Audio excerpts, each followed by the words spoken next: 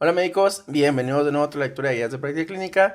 Soy el doctor Treviño y en esta ocasión traemos otra guía de estas que están desactualizadas, que no me gusta hacer porque son cosas que ya no deberían de, o sea, que ya se tuvieron que haber actualizado, pero pues para fines de nada he hecho el compromiso con ustedes de estar leyendo y de repasando estas guías de práctica clínica porque al parecer son cosas que siguen preguntando. Entonces, esta guía yo la leí cuando me estaba preparando para mi ENAR. No estoy tan perdido con lo de la guía. Es una guía súper importante, principalmente, créanme, para los que no están preparándose para el ENAR, que están en pregrado todavía y que van a entrar a su consulta apenas. Esta es una de las guías que te tienes que saber porque son de enfermedades de transmisión sexual, tanto en adolescentes como en adultos.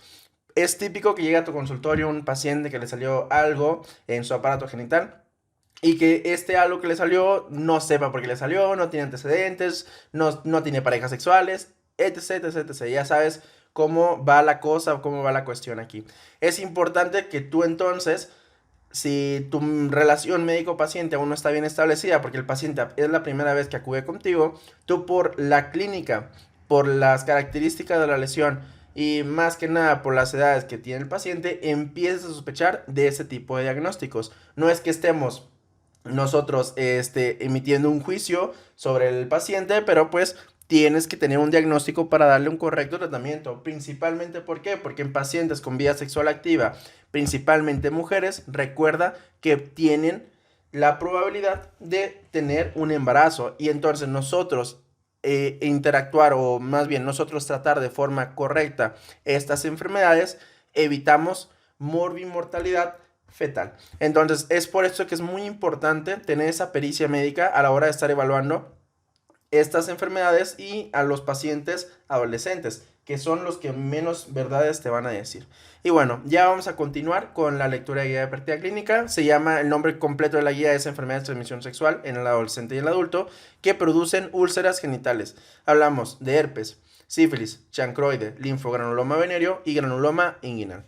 Esta es una guía que es de parte del IMSS, que te habla de todo un poquito y principalmente te habla, es una de esas guías que te habla de cómo tratar al paciente. Tienes al paciente aquí, yo ya identifiqué qué es lo que tiene, pero yo lo que quiero saber es qué le voy a dar. Y esta guía es perfecto para eso. Entonces vamos con el marco teórico, lo inicial, que nos dice que las enfermedades de transmisión sexual son un problema de salud pública, principalmente en países en vías de desarrollo, debido a que 85% de su población va a ser sexualmente activa, por lo que el riesgo de contraer esas infecciones se incrementa. Las fallas en la prevención, diagnóstico y tratamiento de las enfermedades de transmisión sexual en estadios tempranos puede ocasionar una enfermedad aguda y crónica, graves complicaciones y secuelas, infertilidad, pérdida fetal, embarazo ectópico, cáncer anogenital y muerte prematura. Es por esto que es muy importante poderlas identificar y obviamente darles un correcto tratamiento. Dentro de este grupo de enfermedades existen aquellas que se caracterizan por flujo vaginal, por úlceras genitales, por inflamación pélvica, por uretritis y cervicitis, entre otras. En esta guía obviamente solamente vamos a hablar de herpes, sífilis, chancroide, linfogranuloma venéreo y granuloma inguinal.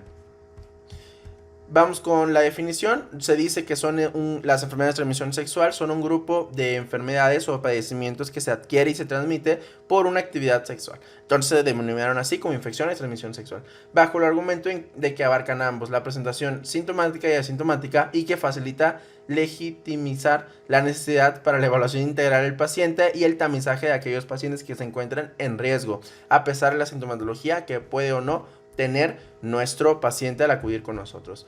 Entonces nos hablan primero de prevención secundaria. Ya sabes que tenemos grupos de riesgo: adolescentes, sexoservidores, drogadictos con múltiples parejas sexuales o que tengan parejas que sean portadoras de una enfermedad de transmisión sexual, ¿no?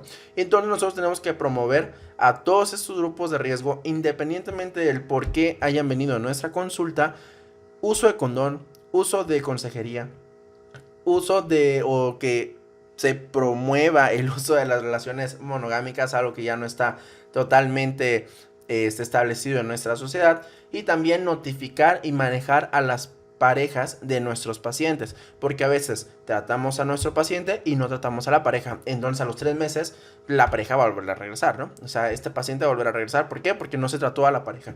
La falta de educación sexual es un factor predisponente para la enfermedad de transmisión sexual que desarrollan o que producen úlceras. El condón va a minimizar el riesgo de transmisión de enfermedades sexuales que producen úlceras.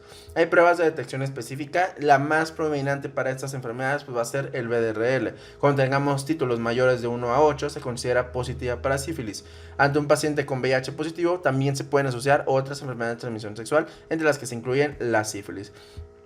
Quiero aclararte que esta guía te lo avienta diagnóstico clínico, todas. Luego, tratamiento, todas. Entonces, va a estar un poquito rebuscado, va a estar un poco revuelto. Voy a tratar de hacer la dinámica un poco para que se logre entender muy bien de lo que estamos hablando, porque te revuelve todo aquí en esta guía. O sea, te las avientan, todas las úlceras se las avientan en un solo paquete.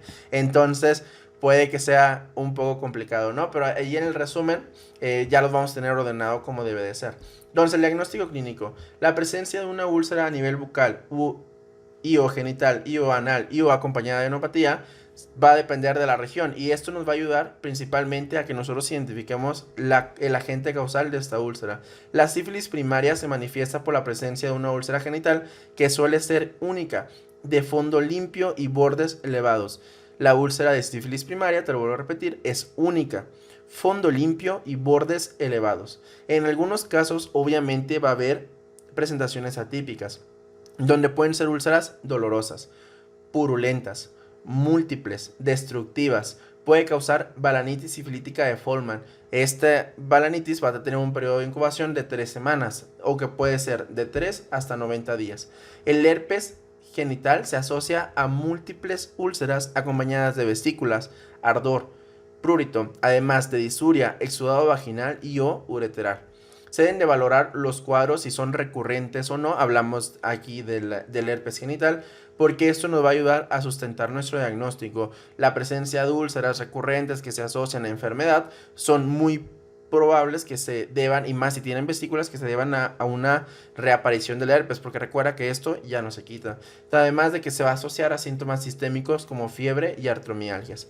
Por su parte, el chancroide, la úlcera suele ser única, poco frecuente que sea múltiple, es de fondo sucio, que te va a ayudar a diferenciarla con la úlcera de la sífilis, es necrótico, purulento, bordes mal definidos, sangra al contacto, es dolorosa, aumenta el dolor si la palpas, suele progresar de una pápula a una pústula y posteriormente se va a ulcerar.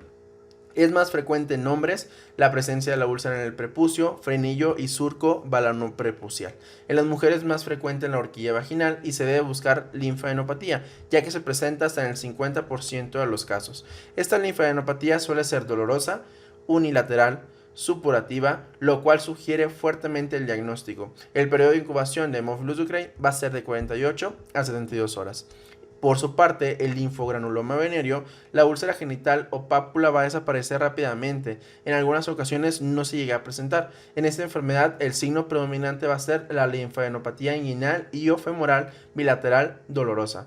Puede verse manifestada por proctocolitis o úlceras rectales, y el periodo de incubación de la clamidia es de 5 a 7 días. En el granuloma inguinal se desarrollan pápulas o nódulos en el sitio de la inoculación, los cuales con el paso de los días se ulceran. No son dolorosos y tienen un fondo eritematoso, el cual sangra al contacto. El periodo de incubación va a ser de semanas a meses. Luego seguimos con las pruebas diagnósticas y vamos a volver a repasar todas las enfermedades, pero ahora en diagnóstico. En las pruebas diagnósticas sabemos que la demostración de treponema pallidum en las lesiones o granos linfáticos infectados se puede realizar mediante microscopía del tejido oscuro del fondo de la lesión. También existen pruebas de cadena de polimerasa de los tejidos como vitrio, líquido cefalorraquídeo cuando tengamos sospecha de que se encuentran en esos sitios, ¿no? Hay pruebas específicas como la prueba de inmunoensayo para detección de IgG e IgM, la prueba de ensayo iluminiscente, la hemaglutinación, los anticuerpos fluorescentes absorbidos y la prueba de inmunoensayo recombinante. El problema de todas estas pruebas es que para que tú las realices está pues muy difícil. ¿Por qué? Porque no tienes el acceso a las mismas. Entonces, cuando tengamos sospecha de sífilis, pues lo que tenemos que hacer es realizar pruebas no treponémicas del tipo VDRL. Esa es la mandatoria, la que usualmente utilizamos, la que usamos en las pacientes embarazadas, y nos va a hablar de sospecha en aquellas que tengamos títulos mayores de 1/8. Esta prueba BDRL es altamente sensible, pero recuerda, es poco específica, por eso es el estudio del screening, porque es muy sensible pero poco específica, ya que otras trepanomatosis como Yaos o mal de Pinto pueden dar resultados positivos. Entonces, obviamente, también no se puede excluir la sífilis latente en esta situación. Los FETEAPS no se recomiendan como un estándar de ensayo de confirmación, porque recuerda que un paciente que tenga por sus conductas sexuales ya haya tenido sífilis, pues los FETEAPS no te van a negativizar nunca, van a estar positivos. Entonces, por eso es que no se recomienda y que la mayoría de los pacientes con sífilis los estamos tratando, los estamos visualizando con el BDRL, principalmente porque es lo que tenemos. Entonces, se les hace el BDRL y se les hace el seguimiento con el mismo. Se recomienda repetir las pruebas positivas en una segunda muestra para confirmar el resultado con una prueba diferente. Se recomienda el tamizaje entonces con el BDRL, la prueba de hemaglutinación y la prueba de inmunoensayo. El tratamiento. El tratamiento los que se recomiendan en la sífilis, aquí nos hablan de muchos tratamientos y pues obviamente te los tienes que saber o al menos los tienes que tener a la mano si estás en un consultorio porque créeme que los vas a buscar en algún momento de tu vida. Los esquemas recomendados pues van a ser penicilina benzatínica G, 2.4 millones de unidades internacionales, intramuscular a dosis única. Le podemos dar dicloxacilina 100 miligramos bioral por 14 días y acitromicina 1 gramo bioral.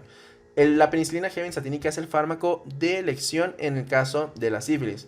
En la sífilis temprana, aquella que sea primaria, secundaria y latente, se le puede dar penicilina benzatínica G, 2.4 millones de unidades internacionales, intramuscular en dosis única, o penicilina procaínica G, 600.000 unidades internacionales, intramuscular por 10 días.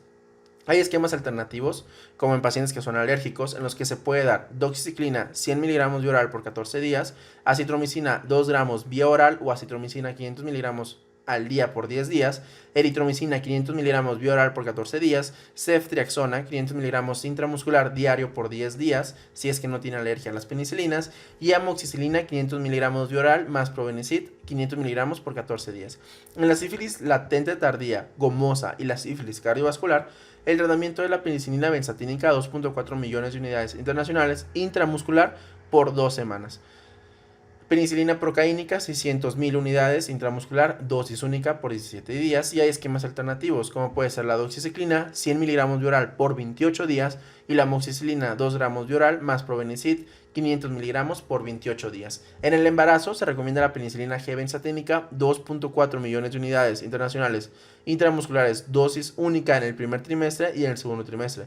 Con el tratamiento de la maternidad ha iniciado. En el tercer trimestre, lo que se va a recomendar es una segunda dosis de benzatínica, de penicilina G benzatínica, 2.4 millones de unidades intramuscular, y debe darse después de una semana. La penicilina G procaínica, 600.000 unidades intramuscular diario por 10 días, y hay otros esquemas alternativos como la amoxicilina, la ceftriaxona y la eritromicina, ¿de acuerdo? En la sífilis congénita, la dosis que se recomienda es penicilina sódica de 100.000 a 150.000 unidades por kilo al día intravenosa, la cual se debe de dar en los primeros 7 días y 8 horas después, a los 10 días, ¿de acuerdo? Entonces, la penicilina, otro esquema que se puede dar es la penicilina procaínica, 50.000 unidades kilogramo al día intramuscular por 10 días. Y en la neurosífilis, incluyendo la afectación neurológica y oftálmica de la sífilis temprana, se le da penicilina procaínica de 1.8 a 2.4 millones de unidades internacionales intramuscular más probenecid 500 miligramos por 17 días. Y también se le puede dar otro esquema de penicilina 18 a 24 millones de unidades diario. Otros esquemas alternativos va a incluir la doxiciclina, la amoxicilina y la ceftriaxona.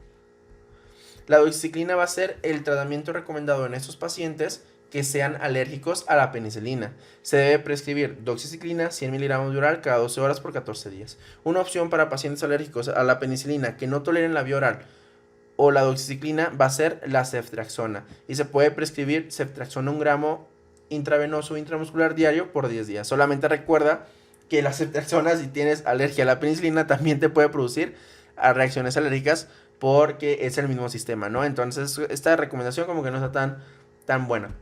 Cuando existen alteraciones cardiovasculares o neurológicas, se pueden utilizar esteroides. Durante el embarazo, se requiere de monitoreo fetal adicional. Se recomienda prednisolona de 40 a 60 miligramos diarios durante 3 días a las 24 horas de iniciar el tratamiento antitreponémico. El aciclovir, pasamos ahora con el herpes simple genital. El aciclovir es una droga antiviral oral indicada en los primeros 5 días del comienzo del primer episodio y mientras las nuevas lesiones empiezan a aparecer. Se debe administrar a dosis de 200 miligramos en 5 días por día por un periodo de 5 días por vía oral. O se puede prescribir 400 miligramos vía oral 3 veces por día por 5 días. El valaciclovir se debe administrar en periodos cortos de tratamiento corto a dosis de 500 miligramos en una dosis por día por 3 días. Y el famciclovir se administra en un episodio inicial a una dosis de 250 miligramos 3 veces al día por 5 días. Se prescribe 1 gramo al día, dosis única como terapia de manejo corto. El tratamiento farmacológico del chancroide, por su parte, el tratamiento de elección va a ser la acitromicina, ya que es el medicamento útil en las terapias de dosis única para combatir con éxito el Haemophilus ducrei sin que haya demostrado datos de resistencia. Se administra dosis de 1 gramo por vía oral en dosis única y la cefalosporina de tercera generación también es útil para el chancroide. Las dosis de ceftriaxona de 250 miligramos intramuscular en dosis única. Se puede prescribir también ciprofloxacino 500 miligramos vía oral 2 veces al día por 3 días. Y otro medicamento que también se puede dar es la eritromicina a altas dosis por 7 días, que es un manejo que está recomendado por parte de la OMS. La dosis en estos casos es 500 miligramos 4 veces al día vía oral por 7 días. En el caso del linfogranuloma venéreo, la doxiciclina es el fármaco de primera línea para el linfogranuloma venéreo, que no se te olvide. Se debe prescribir de 100 miligramos vía oral cada 12 horas por 21 días. La eritromicina es el fármaco alternativo para el tratamiento, se prescribe a dosis de 500 miligramos vía oral cada 6 horas por 21 días. La alternativa al tratamiento de eritromicina puede ser la acitromicina, cuando existe pobre tolerancia a la misma. Se recomienda dosis de acitromicina 1 gramo vía oral en dosis única. Por parte del granuloma inguinal, aquí el tratamiento de elección pasa a ser la acitromicina. Pues se debe prescribir acitromicina 1 gramo vía oral cada semana por 3 semanas. La doxiciclina es el fármaco alternativo para el tratamiento del granuloma inguinal. Se prescribe también doxiciclina 100 miligramos vía oral cada 12 horas por 3 semanas. El ciprofloxacino norfloxacino es otro fármaco alternativo. Se puede dar ciprofloxacino 500 miligramos vía oral cada 12 horas por 3 semanas o norfloxacino. Ya los criterios de referencia y todo eso es cuando tienes una úlcera genital la cual no cura, pues la envías. Básicamente, ¿no? También los envíos con psicología y psiquiatría, principalmente si estamos en poblaciones de alto riesgo y más que nada con los adolescentes, que es cuando se recomienda que se envíen hacia esos sentidos, ¿no? Vamos a seguir con las pruebas de vigilancia y seguimiento en la sífilis primaria. Si existe mejoría de las lesiones ulcerosas en la primera semana del tratamiento o en ausencia de una prueba de cura, el uso del BDRL es de utilidad, esperando que sea negativo, se mantenga estable a títulos bajos, de 1/4. La falla del tratamiento la vamos a considerar cuando no hay una disminución de 4 veces de la basal después de 6 meses de iniciado el tratamiento. Y en este caso, vamos a referir a un segundo nivel y vamos a dar un esquema alternativo, ¿no? Para poder tratar correctamente al paciente. El chancroide, la vigilancia debe ser examinado a los 3 a 7 días después de haber iniciado la terapia y debe haber mejoría en la lesión. En el caso de que no haya respuesta, se debe considerar, primero, si el diagnóstico que hicimos es correcto. Segundo, que tengan coinfección con otra enfermedad de transmisión sexual. Tercero, que el paciente tenga VIH. Y 4, el uso inadecuado del tratamiento suministrado. También se debe valorar si nuestro Haemophilus ducrei pues no es resistente. El tiempo de curación también depende del tamaño de la úlcera. Úlceras muy grandes pueden tardar hasta 2 semanas en la curación. La curación de la linfadenopatía va a ser más lenta que la de las úlceras y puede requerir aspiración cuando son fluctuantes. En el caso del linfogranuloma venéreo, se recomienda la cita de valoración cada 7 días en pacientes que tengan VIH para estarle dando el tratamiento adecuado. Y en el herpes simple, pues en los pacientes también portadores de VIH se recomienda o se puede considerar agregar algún aminoglucósido, esto para evitar algún tipo de sobreinfección.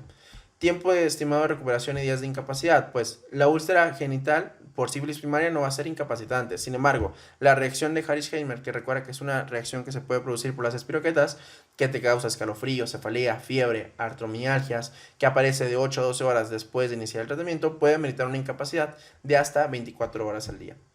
Y pues ya pasamos con los algoritmos. Esta guía es muy importante, como les digo, principalmente tenerla en la cabeza porque si hay algo que te preguntan son úlceras genitales, tanto en el ENARM, en los exámenes para salir de la universidad, en tus exámenes de la escuela y todo eso, ¿no? Entonces, los algoritmos. Tenemos un paciente que es mayor de 13 años. Hay que ver, ¿su motivo de la consulta es relacionada con la salud sexual o no es relacionada con la salud sexual? Si no es relacionada con la salud sexual, se debe de atender la causa de la demanda de acuerdo a su grupo de edad. Si no tiene síntomas, pero tiene preocupaciones, hay que identificar los factores de riesgo. Esto es para la prevención primaria, ¿no? Si su consulta es relacionada con la salud sexual, hay que decirle, hay que identificar nuestros factores de riesgo, identificar los síntomas, las dudas y todo eso, ¿no? Si se identifican factores de riesgo, hay que sospechar que estamos abuso sexual. Entonces, esto, pues obviamente lo tenemos que hacer. Hay que protegernos también nosotros como médicos y hablarle inmediatamente con trabajo social para que se dé todo el reporte que se va a dar. Si se identifican factores de riesgo, hay que hacer un interrogatorio dirigido a sus prácticas sexuales, ¿no? Consejería enfocada en la prevención primaria, manejo sindromático, relaciones de exámenes, tratamiento y seguimiento de las parejas. Es muy importante que este interrogatorio sea claro, sea conciso. Si puedes tener al padre a un lado y que el padre no te esté molestando, pues todavía muchísimo mejor. Recuerda que un paciente adolescente con su familiar al lado pocas veces te va a decir la verdad. Aunque también depende mucho de las familias, pero en mi experiencia, poquita, pues sí te puedo decir que es un poco probable que te los vaya a decir. Entonces, tú puedes, cuando vayas a explorar al paciente, con el apoyo de una enfermera, claro está, o de otro personal que te esté acompañando para que no estés todo solo en la situación, ahí le puedes preguntar más cosas, ¿no? Entonces, para poder tú dirigir tu historia clínica. Son como que consejos que te puedes ayudar. Y la otra, hay muchos pacientes que ya, que son muy abiertos tanto con sus padres, entonces pues te dicen ya sin ningún tipo de problema para que lo logres identificar. Ya en los pacientes adultos, así como que recomendaciones, hay que identificar principalmente si están o no escondiendo algo de sus parejas sentimentales, porque es otra de las razones por las cuales pueden no decirte las cosas. Entonces tú tienes que tener una buena capacidad para transmitir seguridades a ese paciente en el que la información obviamente es entre tú y el paciente, nada más, para que puedas saber la realidad. Y ya si no se identifican factores de riesgo, pues como quiera hay que darles consejería preventiva, principalmente para evitar embarazos no deseados, que es como que lo que siempre buscamos, ¿no? Entonces, en el siguiente algoritmo vamos a buscar cuántas úlceras genitales tiene, porque eso nos va a ayudar muchísimo a poder identificar o poder tener cuáles son las causas que puede originar esta úlcera. Si tiene úlceras solitarias, pues debemos sospechar para sífilis, chancroide, linfogranuloma venéreo y granuloma inguinal, ¿no? Si tiene más de 3 úlceras, hay que sospechar que estamos ante herpes simple, ¿no? Y en todos los casos hay que dar orientación psicológica, educación para disminuir los factores de riesgo, promover el uso de condón, cita en 7 días para valoración y notificar y tratar a las parejas sexuales, ¿no? Ya después vamos a continuar con el otro algoritmo, también es de las úlceras, un algoritmo que ya viene un poco más complejo, pero ya es el último. Ya vimos solo de promoción de la salud, así que ya no lo vamos a comentar. Vamos a irnos con la úlcera es única. Si es única la úlcera, no. Vamos a sacar el más fácil, ¿no? ¿Se acompaña de vesículas o es recurrente? Sí. Vamos a considerar herpes y se va a tratar con aciclovir. Recuerda que le tienes que explicar al paciente que esto ya no se quita. ¿De acuerdo? Ya no se quita, por más que estén diciéndoles que hay curación, que hay lo que sea, ya no se quita. Entonces, se lo tienes que dejar muy en claro al paciente para que no esté echando chochos ahí en sus úlceras cada mes y que se les puedan infectar con alguna otra cosa. Si la úlcera no es única, pero no tiene vesículas, entonces hay que ver si tiene el fondo sangrante, eritematoso y friable. Si el fondo no es así, consideramos herpes, obviamente, aunque no tenga vesículas, pero si es sangrante el fondo, eritematoso o es friable, hay que considerar el granuloma inguinal. El granuloma inguinal, ¿con qué se va a tratar? Con la doxiciclina, ¿no? Y entonces así ya nos quitamos este. Pasamos ahora a la úlcera única. Hay que ver, ¿la úlcera es dolorosa o no es dolorosa? Con esto hacemos diferencias. Si la úlcera es dolorosa, hay que ver si tiene fondo sucio o una base necrótica. Si la tiene, entonces estamos ante un chancroide. ¿Y qué le vamos a dar? Acitromicina. Si nuestra úlcera no es dolorosa, tiene fondo limpio, hay que considerar sífilis. Nos pone esto de que a lo mejor es dolorosa la úlcera porque recuerda que hay presentaciones atípicas, pero es muy raro que una úlcera por sífilis tenga su fondo sucio. Entonces, si no lo tiene, aunque sea dolorosa, también consideramos sífilis. ¿Qué hacemos después? Solicitamos BDRL para tener un basal y tratamos con penicilina, porque recuerda que este BDRL nos va a ayudar a identificar si nuestro paciente está o no respondiendo al tratamiento. Pasamos nuevamente, tenemos una úlcera que no es dolorosa y la úlcera inició como una pápula de pronto desaparición o presenta un bubón. Si es así, ¿qué consideramos? Un linfogranuloma venéreo. ¿Y con qué se trata? Con acitromicina. Recuerda que puede que el paciente no llegue, te llegue a tu consulta preocupado porque tenía una úlcera pero se le quitó, pero ahora tiene un montón de ganglios a nivel inguinal. Y es otra de las cosas que tú tienes que estar sospechando de que a lo mejor se trate de un linfogranuloma venéreo. El tratamiento de estos casos va a ser con acitromicina. Y pues con esto terminamos esta guía de práctica clínica. Fue una guía larga, muy interesante. A mí este tipo de temas me parecen muy interesantes realmente, porque no solamente es un área de infectología que no es tan difícil, que es, al menos a mí se me hace un poco muy sencilla todo este tema, pero que va relacionado mucho con toda tu consulta general. Es una de las cosas que todo médico general debe de saber, debe identificar y debe tratar adecuadamente. Y siempre, doctores, siempre tengan la pericia de sospechar. No, les digo, esto tienes que tener mucho cuidado también porque después se pueden dar malentendidos, los pacientes pueden creer que estás sospechando de ello, lo estás enjuiciando y cosas así, y eso nada que ver, ¿no? O sea, nosotros lo que queremos es por el bien del paciente, pero siempre tienen que sospechar cuando tenemos una infección de transmisión sexual, tenemos factores de riesgo o tenemos pacientes que tengan múltiples eventos de enfermedad de transmisión sexual, tratar de descartar VIH. Suena un poco duro a veces a la hora de estarles proponiéndoselo a los pacientes, pero es algo que tenemos que realizar. ¿Por qué? Porque recuerda que las consideraciones para una prueba rápida de VIH son todos los pacientes que estén con una vida sexual activa se tienen que realizar una prueba de VIH, al menos cada año, que esas son indicaciones de parte de la OMS, ¿no? El personal de salud nos tenemos que hacer cada 6 meses, porque tenemos riesgo aparte de todo lo demás, ¿no? Y bueno, con esto hemos concluido esta lectura de guía de práctica clínica. Espero te haya gustado, te haya servido y sobre todo hayas aprendido algo nuevo. Recuerda que el resumen lo vas a encontrar en mi Patreon, el link lo encuentras en la descripción de este video. El resumen viene acomodado por enfermedad y no así como viene acomodado aquí, así que va a ser a tu lectura un poco más comprensible. Te invito a que le compartas este canal a algún médico que se esté preparando para el ENARM o que creas que le puede servir el contenido. Soy el Dr. Treviño, nos vemos hasta la siguiente lectura. Chao, chao.